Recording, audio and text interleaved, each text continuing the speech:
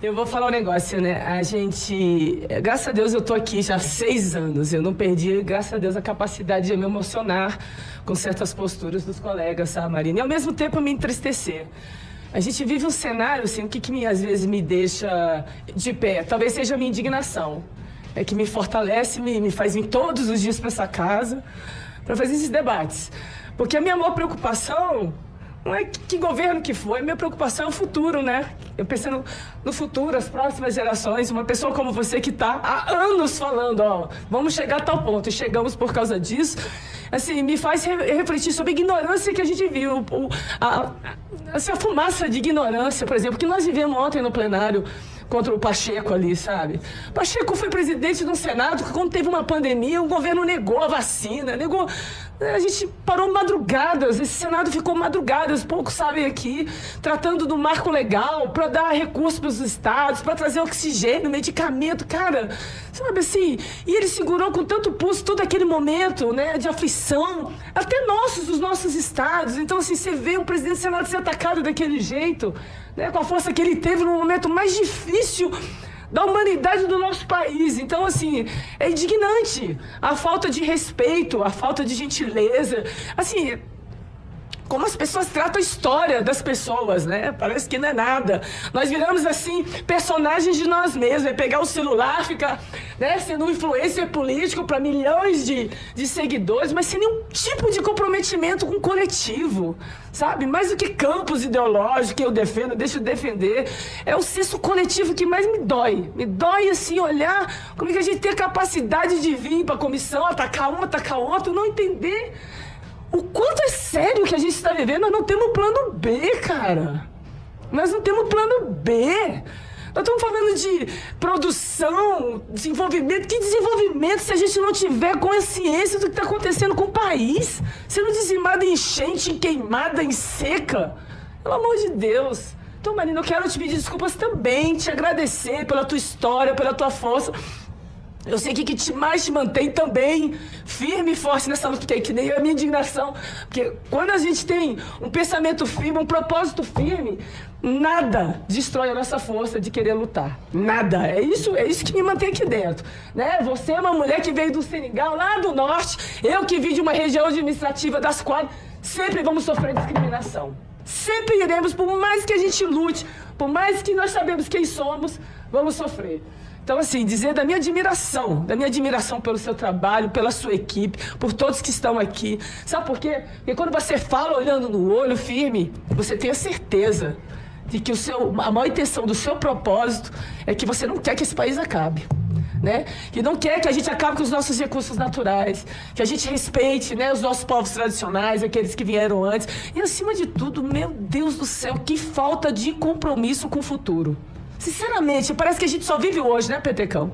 O hoje e os discursos, que estão cada dia mais banalizados. É cansativo estar nessa casa, por isso a minha emoção de hoje. Ouvindo sempre os mesmos discursinhos. Sinceramente, desculpa meu desabafo, né? E te dá... Eu não tenho medo de rede social. Eu não tenho medo das pessoas que estão doentes e não querem enxergar o que está acontecendo, tá? Com o país. Nós estamos tratando de coisa séria aqui. Nós estamos tratando de queimada, nós estamos tratando da nossa biodiversidade e não estamos negando a importância do setor produtivo. Nós estamos praticamente implorando. Vamos caminhar juntos. Vamos resolver a situação desse país. É claro que o mundo está de olho. É claro que o mundo está de olho, mas se o Brasil, que é uma referência, perder essa capacidade de diálogo, imagina o resto. Imagina o resto. Então siga firme, ministra. Tô junto com o Petecão. Pelo amor de Deus, não escute ninguém, siga firme ao seu propósito. Com a sua palavra, ministra Marina. Desculpa, gente, minha emoção. Agora eu tenho que segurar a minha. Mas você tá carejando. Já saquei que seu couro já engrossou. Tem um jargão que nós no parlamento usamos. Quando alguém diz algo que é inoportuno, inadequado, a gente sempre diz, indago a Vossa Excelência se gostaria de retirar essas palavras do vosso pronunciamento. Isso é a beleza do parlamento. E aí a pessoa às vezes diz isso e o presidente diz, de acordo com o regimento interno, peço que retire a palavra ofensiva dita pelo senador, senadora fulana de tal. É a beleza do parlar. Né? Aqui é o lugar do parlamento.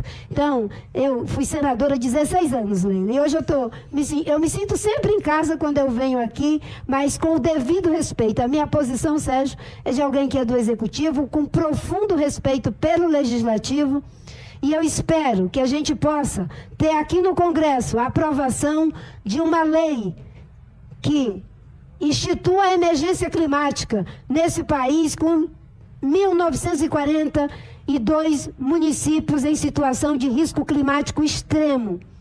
Que a gente não avance em políticas que fazem com que haja retrocesso no desmatamento, que a gente corrija aquelas que permitiu que avançasse sobre reserva legal. E eu quero dizer, retroagir em algumas coisas não é demérito. Eu encerro com essas palavras. Tem uma coisa chamada sustentabilidade política. Quem dá essa sustentabilidade é a sociedade. Quando pressionaram o Fernando Henrique para ele abrir mão da reserva legal corretíssima de 80% na Amazônia, e a sociedade brasileira se mobilizou, o Fernando Henrique disse, não vou mudar, vou manter. Quando o presidente Temer queria acabar com a reserva lá, rentas lá, no Amapá e de garimpo, a sociedade brasileira se mobilizou e ele disse, não vou acabar com a renta. Quando o presidente Lula foi pressionado para não cumprir com as políticas do Plano de Prevenção e Controle de Desmatamento pelo ex-governador Braino Maggi e Ivo Cassol, e a sociedade se mobilizou, o presidente Lula se sentiu respaldado para manter o Plano de Prevenção e Controle do Desmatamento. O único que não ouviu o que a sociedade dizia se chamou Bolsonaro. Nem no extremo da vida, que era em relação à Covid. E não foi diferente em relação ao meio ambiente. Mas eu não trato os eleitores brasileiros, as pessoas, como se fosse a mesma coisa dos negacionistas. Agora, nós estamos aprendendo na pedagogia do luto, na pedagogia da dor. E tem muita gente questionando a visão negacionista. E são todos bem-vindos. Não precisa ser do mesmo campo ideológico. Basta não ser negacionista. Não precisa, não ser de oposição ao governo. É saudável, foi oposição durante muito tempo. Basta que a gente entenda o que é melhor para o país. E nesse momento, melhor para o país é enfrentar desmatamento, enfrentar queimada, dar apoio para que o Brasil chegue na COP30, com redução de emissão de CO2 à altura de não ultrapassar 1,5 de temperatura e que possamos continuar liderando pelo exemplo. Porque nós introduzimos meio ambiente no G20, estamos introduzindo meio ambiente e desenvolvimento e combate à desigualdade em todos os fóruns internacionais que estão aí. Isso é graças à liderança e ao compromisso do presidente Lula. Muito obrigada, senadora, muito obrigada aos senhores senadores. E que Deus nos dê sabedoria, porque eu gosto muito de ler a Bíblia, né? Se tem uma coisa na Bíblia que durante um tempo eu não entendia, mas agora eu entendo profundamente no Apocalipse, que diz que um dia Deus virá para destruir os que destroem a terra.